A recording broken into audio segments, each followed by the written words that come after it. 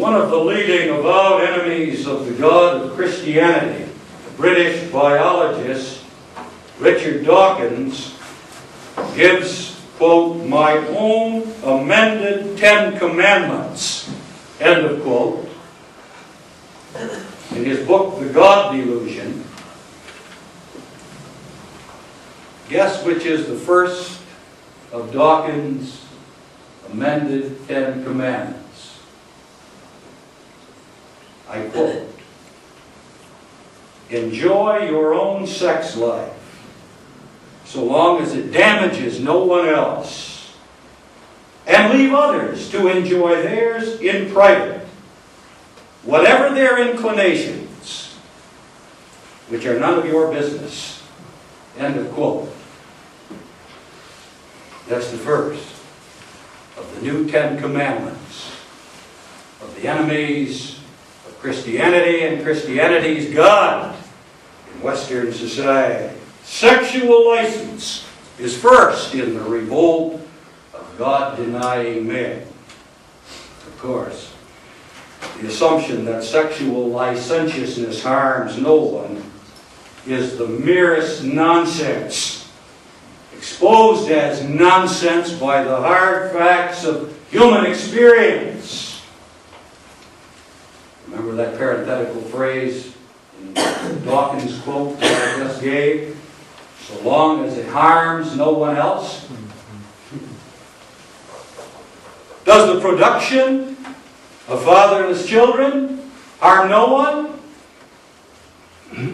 Does the male use and then discarding of any number of females never harm the females? Does the spread of the HIV virus and other incurable sexual diseases never harm anyone? Richard Dawkins is a liar in the big matter, matter of the existence of God. So he is also a liar in the smaller matter, the lesser matter, the matter of sexual ethics. But let us know that he mans the barricades of a sexual revolution. There's reason to believe that a main purpose of Charles Darwin, I am firmly convinced for myself that when God makes all things plain in the great judgment that is impending, this will become evident.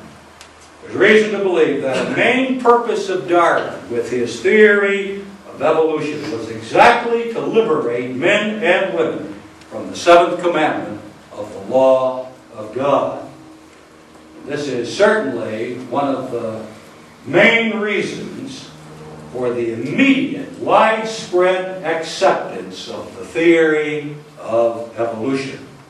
If man is nothing but an evolved primate, a developed ape, he may gratify his sexual desire as he or she pleases.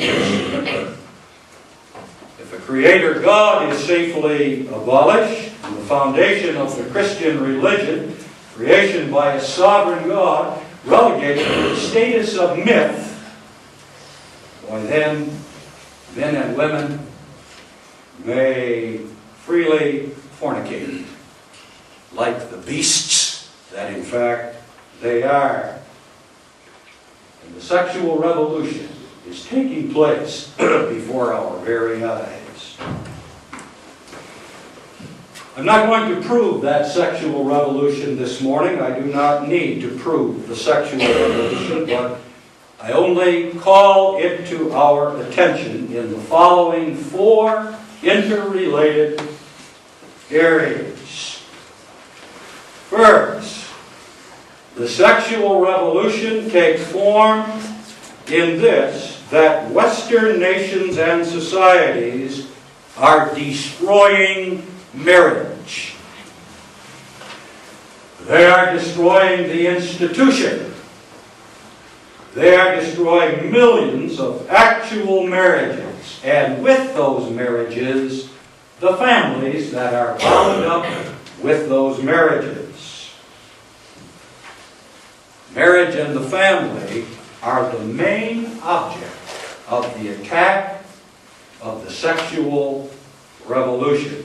For you see, Christian marriage, let us say marriage and the family are the last bastion of solidity and structure and stability in society. Marriage and the family are also the bulwark of the true church. The lawlessness of the last days is determined to destabilize all of society in the interests of the anti-Christian state. The state must be the only institution that is stable, sure, and authoritative. And in the interests of the state, the family must go under. The laws of the land grant divorce easily, for any reason. The media make adultery glamorous, exciting, and fulfilling. The churches, including the reputedly conservative churches, vehemently deny that marriage is a one-flesh union for life and approve remarriage after divorce. Many of these churches today, although they sometimes like to leave the impression that they allow for divorce and remarriage only on the ground of fornication or sexual unfaithfulness, in fact, are approving divorce and remarriage for many other reasons than fornication or adultery on the part of one's mate. Enormous amounts of marriages are breaking up in divorce with the consequent dissolution of the family.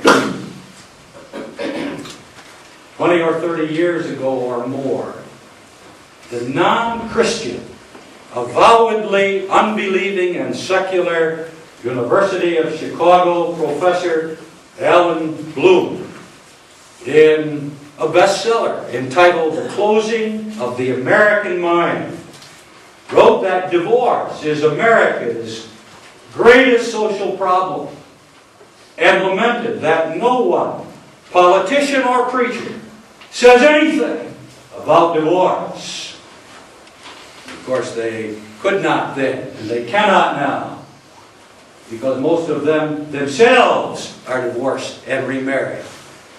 Or if they are preachers, have churches filled with divorced and remarried persons. What Bloom, for all his insight, did not see is that this evil is the purpose of the lawless in the land.